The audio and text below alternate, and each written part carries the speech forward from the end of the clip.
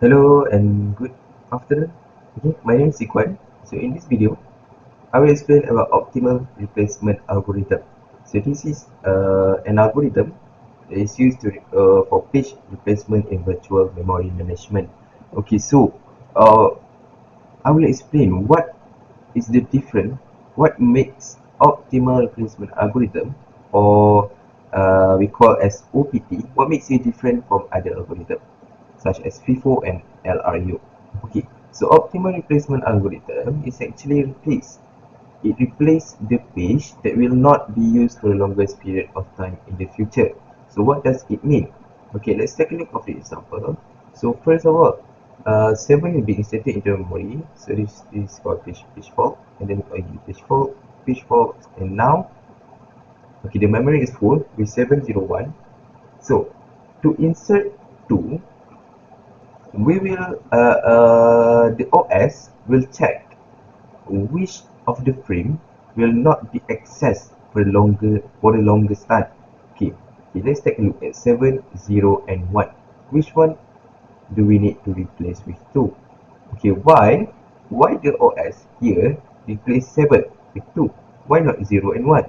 Okay, unlike FIFO is actually we replace the first in, which make it 7, but in this example, okay, let's take a look. Let's check. Okay, after 2, we will meet 0. Okay, so 0 is out of the question. Why? Because we will meet 0 after 2. Okay, so and then we'll check again. 3, and then we meet 0 again. 4, 2, 3, 0, 3, 2, 1. Okay, and then we will meet 1. We will meet 1. Alright? So 0 and 1 is out of the calculation. It's out of the question lah. Okay, so we will replace 7 because 7 is the farthest page that we will meet. Okay, so we replace 7 with 2, and then next with 201 we replace 1 with 3. Why don't we replace 0? Because if we check, we will meet 0. After 3 we will meet 0. Okay, so we cannot replace 0, and then we'll check again 4 and then 2, so we will meet 2 after we meet 0.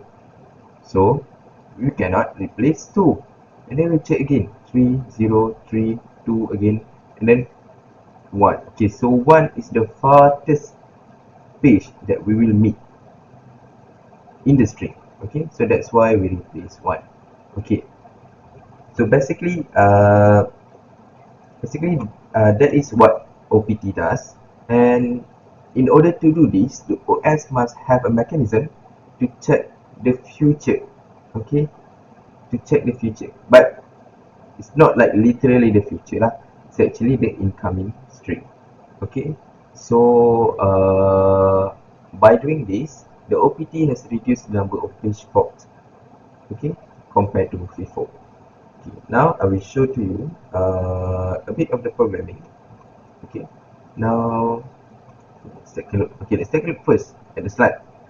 Okay, this is OPT, and now we compare to before first. Yeah. Okay, FIFO has the same reference string, the same size of frame, and OPT, no, FIFO has 15 page fault. Okay, now we compare to OPT. Okay, OPT with the same reference string and the same number of frame will get 9 page fault. Okay, now let's take a look at the programming. Okay, so this is the programming. Okay, I will explain a little bit about what this programming does. We are using C++, and first of all, we will ask for the reference length of the reference string, and, and then we will ask for the frame size, and then we will ask for the reference string, and then the programming will do it work. Now I have 3 functions here. So this optimal page is a function for OPT algorithm, and this is the predict function. It's actually a function to find the frame that will not be used recently in the future. Okay, and also we have a search function. Search function is to check whether a page exists in a frame or not. Okay, so yeah, let's debug it. Let's run it. Okay, if you can see or not. Okay, you can see. Okay, now we will be using the same reference string and in the slide. So the length of the string is actually 22. Okay, I already copied the string. Okay, now let's go. Okay, so as you can see, the number of pitchfork is 9. Okay, okay, we can try the question in this slide. It's actually okay. Using the same string, but the number of frame is 4. Okay, let's have a try. Okay, not